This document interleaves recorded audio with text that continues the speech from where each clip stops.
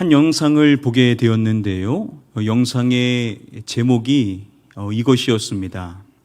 등산길에 이것이 나타난다면 이라는 제목의 영상이었습니다. 뭐가 나타나는 것을 말할까요? 바로 사자를 이야기합니다. 사자. 등산길에 사자가 나타날 수가 있을까요? 이 영상을 이제 살펴보니까 다른 게 아니라 그냥 강아지입니다. 골든 리트리버 강아지인데 그 강아지한테 좀 사자스럽게 모양을 좀 준 것입니다.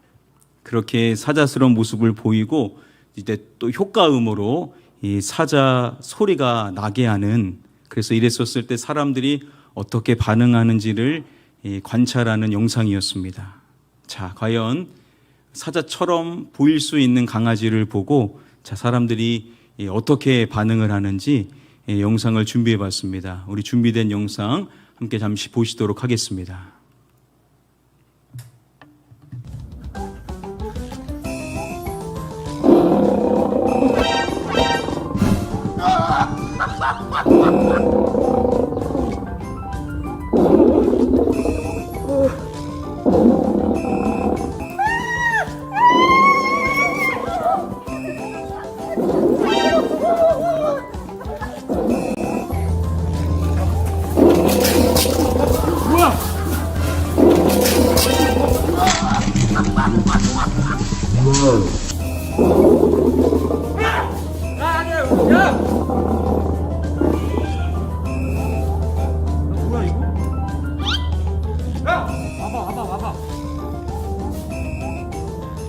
와봐, 빨리 와봐, 그냥 와봐.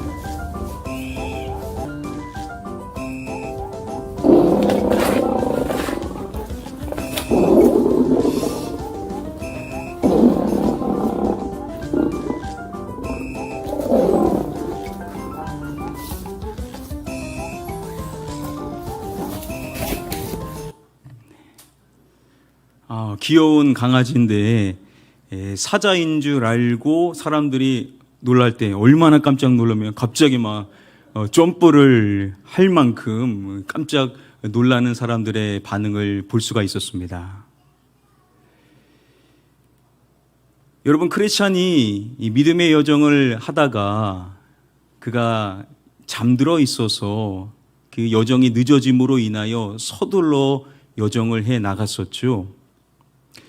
그렇게 믿음의 여정을 해 나가다가 두 명의 사람을 만나게 되는데 그 두 사람이 자신을 향하여 달려오는 것을 보게 되었습니다.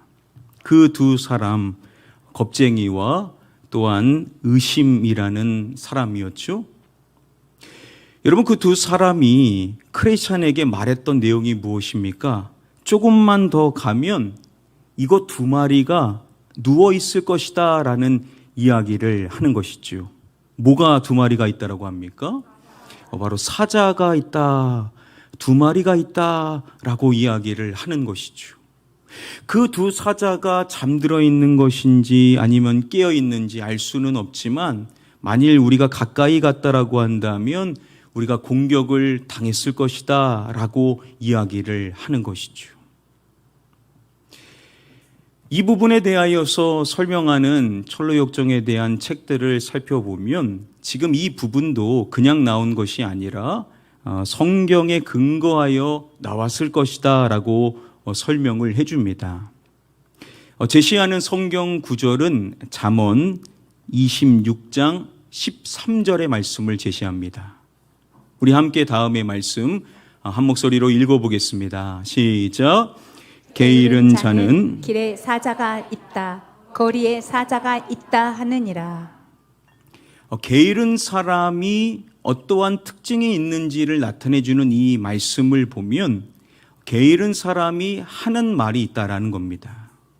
그 말이 뭐냐면 길에 무엇이 있다라고 이야기를 한다라는 것이죠. 뭐가 있다라고 합니까?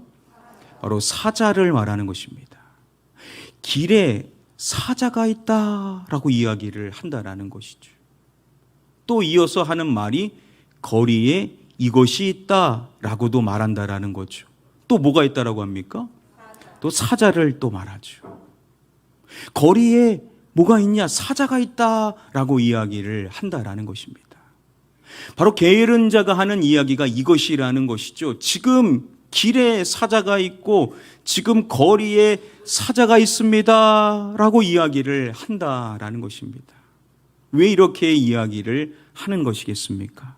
지금 나가야 되는데, 길을 나가야 되고 거리를 나가야 되는데 어떤 겁니까? 나가기가 싫은 것이죠. 귀찮은 것입니다. 그래서 핑계를 대는 것이, 내가 길에 나갈 수 없는 이유가 뭐냐? 길에 지금 사자가 있고 거리에 사자가 있기 때문에 내가 그런 것입니다. 이렇게 게으른 사람은 핑계를 댐으로써 자신이 하지 않는 일에 대한 합리화를 한다라는 것을 나타내주고 있습니다. 이 동일한 내용이 잠언 22장에도 등장을 하는데요. 지혜자가 이렇게 또 말합니다. 게으른 자는 말하기를 사자가 밖에 있은즉 내가 나가면 거리에서 찢기겠다 하느니라. 게으른 사람이 이렇게 말한다라는 것이죠. 사자가 밖에 있은즉 내가 나가면 거리에서 찢기겠다. 지금 밖에 사자가 있어서 내가 만약에 밖에 나간다라고 한다면 그 거리에서 사자에게 공격을 당하게 될 것이라는 겁니다. 여러분, 지금 이 게으른 사람이 말하는 이 내용, 정말로 거리에 사자가 있는 겁니까? 그렇지 않겠죠. 지금 밖에 진짜 사자가 있다라는 그 사실에 대하여 진술하는 것은 아닐 것입니다. 여러분, 그러면 크리스찬을 향하여 달려왔었던 그 두 사람이 말했었던 거, 지금 좀만 더 가면 두 사자가 누워 있다라고, 그 두 사자에게 가까이 갔다면 우리도 공격을 당했을 것이다 라고 말하는 이 말도 그러면 거짓말이냐라는 것입니다. 지금 이들도 없는 이야기를 꾸며서 이야기를 하고 있겠냐라는 것이죠. 우리는 그렇지 않다라는 사실을 쉽게 알 수 있게 되죠. 왜냐하면 크리스찬이 믿음의 여정을 해 나가다가 진짜로 뭘 봅니까? 그 두 사자를 보게 되는 겁니다. 진짜로 그 두 사람이 이야기했던 대로 정말로 사자들이 있다라는 것을 크리스천이 두 눈으로 확인을 하게 되었다라는 것입니다. 그랬었을 때 크리스천은 무슨 생각을 합니까? 야, 저 길로 진짜 계속 가다가는 나도 죽겠다. 나도 되돌아가야 되겠다. 라고 크리스천이 생각을 하게 되는 것입니다.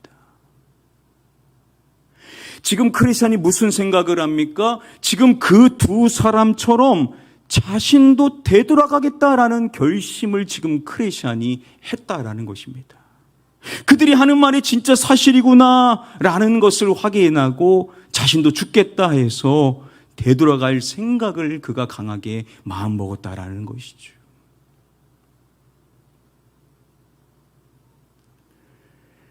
여러분, 그 두 사람은 어떠한 사람들이었습니까? 지금껏 나타났었던 사람들과는 좀 차원이 다르지요. 이 두 사람도 어떠한 사람들이었냐면 크리스천과 마찬가지로 시온성을 향해 가는 사람들이었었는데, 지금 믿음의 여정을 했던 사람들이었었는데 두려움으로 인하여서 되돌아가는 사람들이었다라는 겁니다. 믿음의 여정을 했었던 사람들이 포기하고 되돌아가는데, 그때 크리스찬을 만났었을 때 계속 그렇게 가다가는 사자들을 만나서 공격을 당하게 될 것이다 라는 이야기를 크리스찬이 듣게 되었던 것이죠. 여러분, 그렇게 크리스찬이 그 두 사자에 대한 이야기를 듣게 되었었을 때 그들에게 뭐라고 이야기를 했습니까? 그때 크리스찬이 하는 이야기는 이것이었습니다.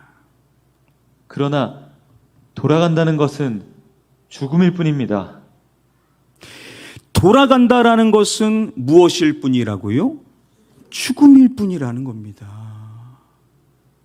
되돌아간다라는 것은 다시 멸망의 도시로 향하는, 심판받는 곳으로 향하는 것이니 결국 죽음의 길로 갈 뿐이다라는 것이죠.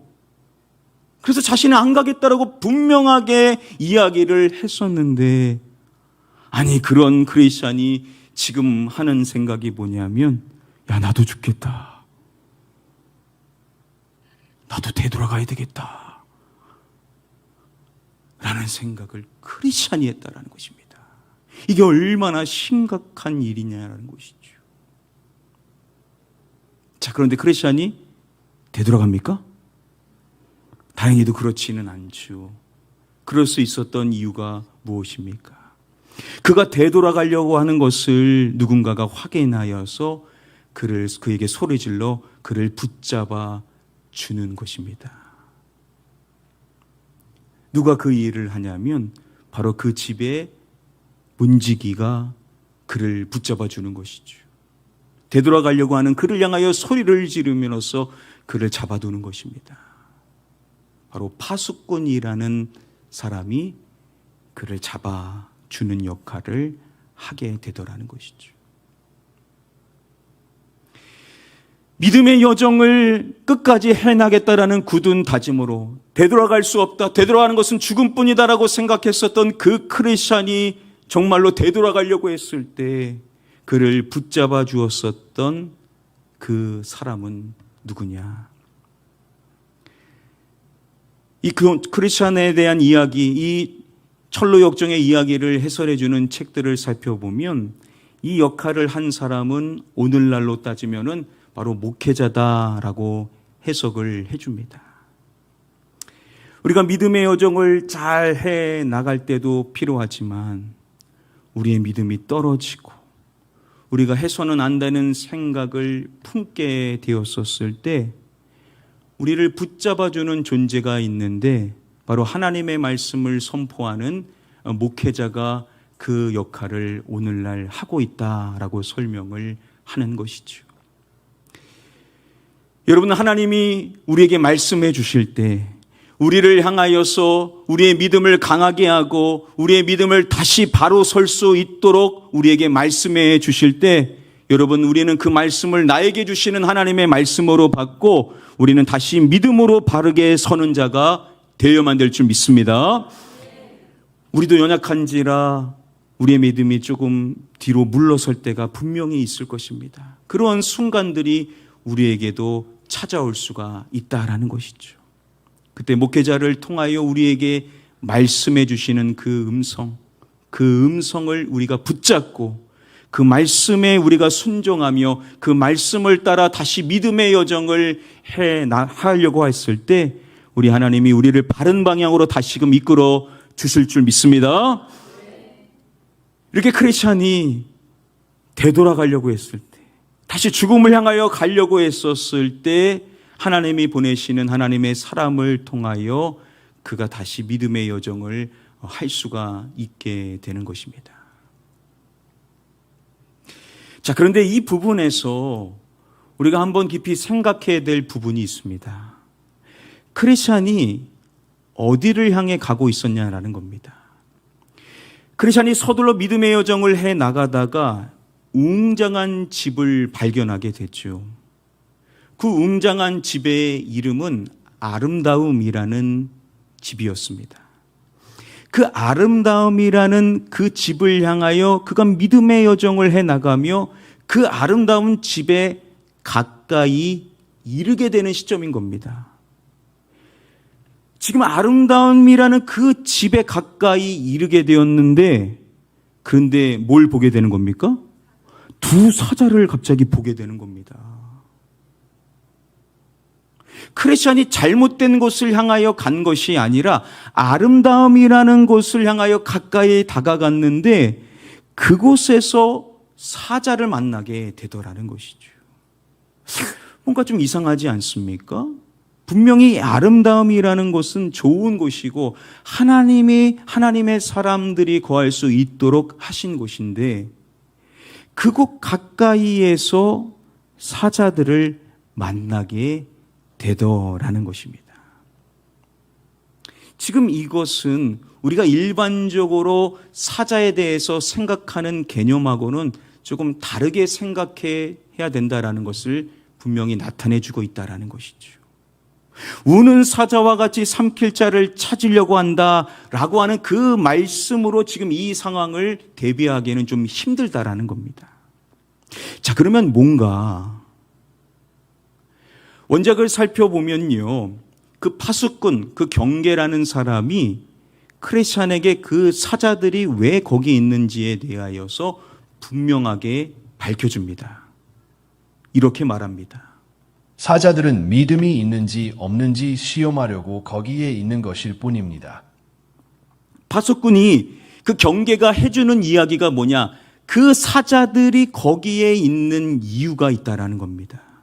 그 이유가 무엇이냐면 바로 이것이 있는지 없는지를 이것 하려는 목적으로 그 두 사자들이 있는 것이다 라고 밝혀주고 있습니다. 여러분, 뭐가 있는지 없는지요? 믿음입니다. 믿음. 믿음이 있는지 없는지를 무엇하려고요? 시험하려고 한다는 겁니다. 믿음이 있는지 없는지를 시험하려는 목적으로 두 사자들이 그곳에 있다라는 것입니다. 믿음이 진짜로 있는지, 그 믿음이 정말로 살아있는 믿음인지를 하나님께서 달아보시는, 테스트하시는 시험이 찾아오게 되더라는 것이죠.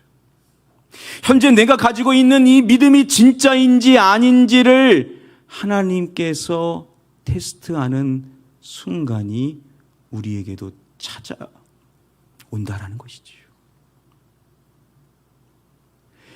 여러분, 우리의 믿음을 하나님께서 테스트한다라는 것, 우리의 믿음이 진짜 믿음인지, 정말로 하나님을 경외하는 믿음인지, 살아있는 믿음인지를 하나님이 시험하신다라는 것을 우리가 성경을 통하여서도 알 수가 있죠. 여러 사람들이 있겠지만 가장 대표적인 한 사람을 떠올려 본다라고 한다면 바로 믿음의 조상으로 일컬어지는 이 사람일 것입니다. 누구죠? 바로 아브라함입니다. 이 아브라함과 그의 아내인 사라에게 인생에 있어서 가장 행복한 순간이 찾아오게 됩니다. 바로 그들에게 드디어 자녀가 생기게 되는 것이죠.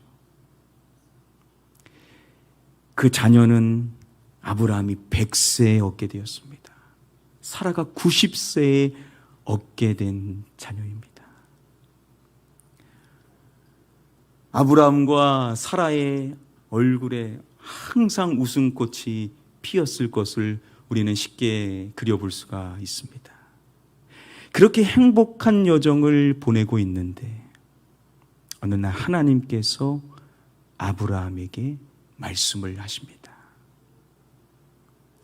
그 창세기 22장의 시작의 말씀, 우리 함께 한 목소리로 읽어보도록 하겠습니다. 시작.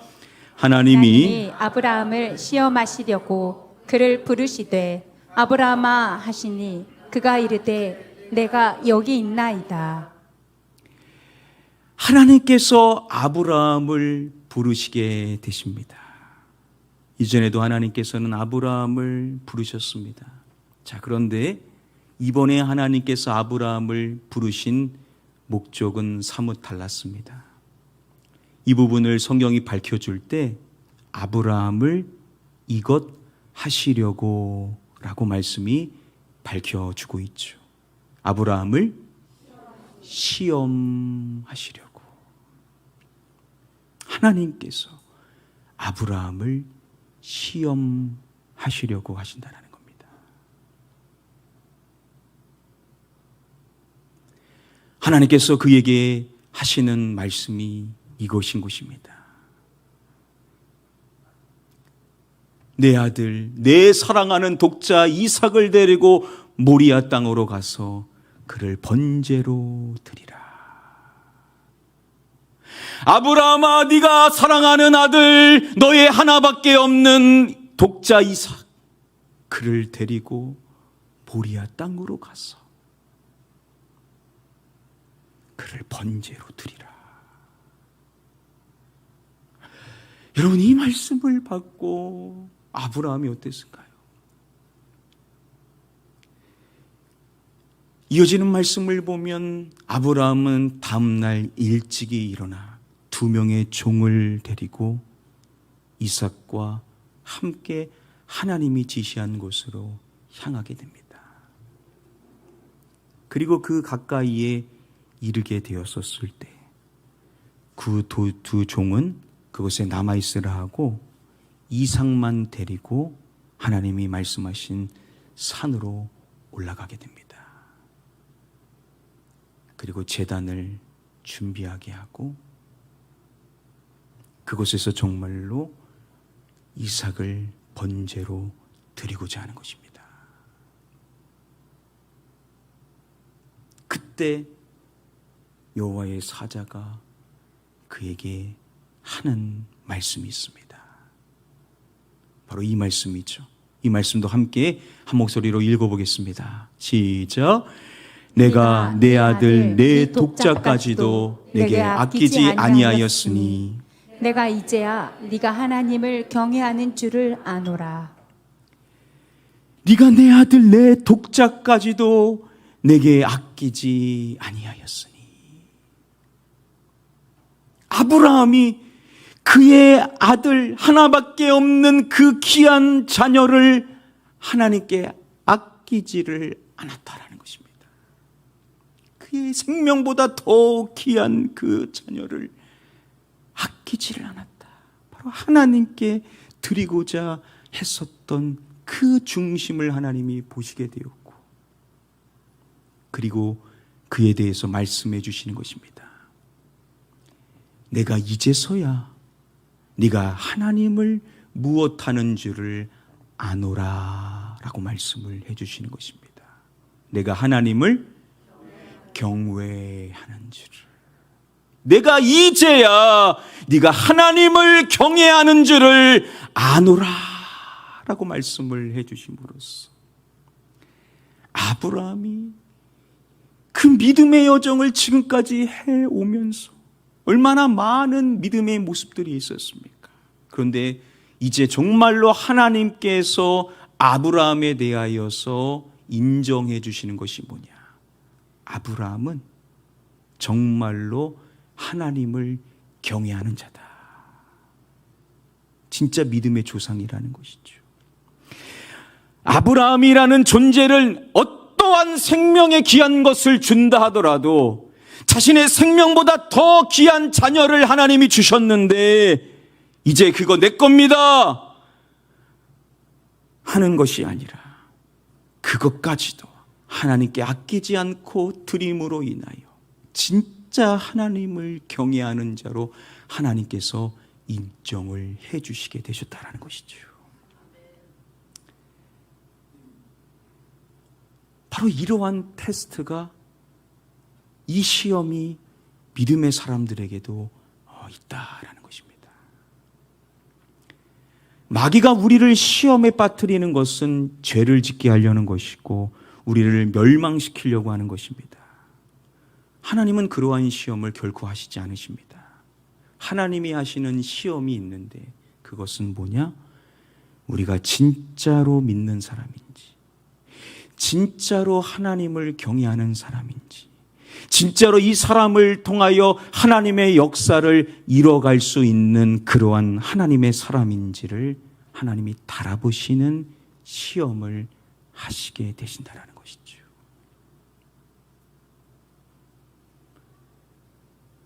지금 이 말씀을 히브리서 11장에서 히브리서 기자가 이야기를 해줍니다. 이렇게 말씀하죠. 아브라함은 이것을 받을 때 이것으로 이삭을 드렸으니. 자, 아브라함은 무엇을 받을 때요? 시험을 받을 때. 무엇으로 이삭을 드립니까? 믿음으로 이삭을 드렸으니. 우리가 시험을 받게 되는데 그 시험을 받게 될 때 우리가 활용해야 될 것이 무엇이라고요? 그게 믿음이라는 겁니다. 믿음. 그게 믿음이라는 거예요. 우리 모두도 진짜 하나님께서 우리가 가지고 있는 이 믿음이 하나님께서 인정하실 만한 살아계신 하나님만을 경외하는, 그래서 하나님의 사람으로 인정하여 그를 통하여 하나님의 일을 이뤄나가실 수 있는 그러한 존재인지를 하나님 달아보시는 순간이 있는데, 우리를 테스트하시는 순간이 있는데, 저와 여러분들도 믿음으로 그 시험을 통과하여서 하나님께로부터 인정받는 자가 되어야만 될 줄 믿습니다. 그 믿음은 무엇으로 나타나게 되냐? 드리는 것으로 나타나게 되더라는 것이죠. 내 인생에 가장 소중하다라고 하는 것. 아브라함의 상황과 비슷한 상황에 있는 분들이 계실 것입니다. 자녀가 제일 소중해요. 자녀를 건드면요, 자기가 무너지는 사람들이 있습니다. 바로 자녀가 제일 소중한 존재인 거예요. 어떤 분들에게는 물질입니다. 돈이 제일 중요해요. 돈을 건들면 관계도 깨트리는 사람들이 있어요. 돈이 제일 소중한 거예요. 어떠한 분들에게는 자신의 건강과 생명입니다. 그게 무너지면 신앙도 무너지는 경우들이 있다라는 것이죠. 이거 외에도 얼마나 많이 있겠습니까? 우리의 믿음의 여정 가운데 그게 자녀든 물질이든 그것이 내 건강이든 내 생명과 연관된 것이든 무엇이든지 간에 하나님께서 그것을 통하여 우리의 믿음이 진짜인지를 테스트하는, 시험하시는 순간이 분명히 우리에게 찾아오게 되더라는 것입니다. 그때 이거 아닌가 봐요 하면서 되돌아갈 것인가?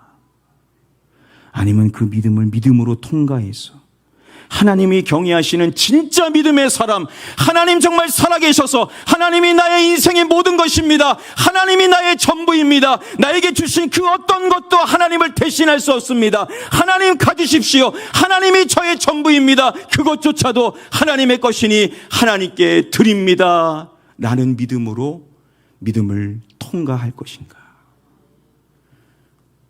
오늘 이곳에 계신 우리 하나님의 백성들, 여러분들이 이곳에 온 것은 결코 우연히 내 힘으로 어쩌다가 온 것이 아닙니다. 하나님이 우리를 이곳에 앉혀주셨고 우리를 인도하여 주셨고 우리도 이 믿음의 여정을 해나감에 있어서 오늘 우리에게 해주시는 말씀, 내가 너를 테스트할 것인데 네가 그것을 통과하기를 원한다면 네 인생의 가장 소중한 그 존재, 그 대상, 그것을 나에게 아끼지 않고 드렸을 때 너는 믿음의 사람이요, 나를 경외하는 사람이요, 너를 통하여 나의 나라를 이룰 수 있는 나의 사람이다라고 하나님께서 우리를 인정해 주시게 될 줄 믿습니다. 그러한 사람이 된다라는 것, 그게 바로 하나님이 우리를 인정해 주시는, 하나님이 그냥 도장을 딱 찍어주시는 거야. 너는 진짜 나를 경외하는구나. 더 이상의 테스트는 없다. 너는 진짜다. 하나님께서 그렇게 우리를 인정해 주시는 순간이 바로 그 시험을 통과하는 순간이다라는 것이죠. 그 모든 시험을 믿음으로 통과하시기를 축복합니다. 여러분들 모두가 그 시험을 하나님께로부터 잘 통과하여서 하나님을 진짜 경외하는 믿음의 사람, 하나님의 사람, 하나님의 나라를 이뤄나갈 수 있는 하나님의 귀한 백성으로 인정받으셔서 여러분들을 통하여 하나님의 놀라운 역사가 나타나실 수 있게 되기를 주님의 이름으로 축복합니다. 믿음의 조상이 되시기를 축복합니다. 믿음의 명문 가문을 이루실 수 있는 저와 여러분들이 다 되실 수 있게 되기를 마지막으로 주님의 이름으로 간절히 축복하며 축원합니다.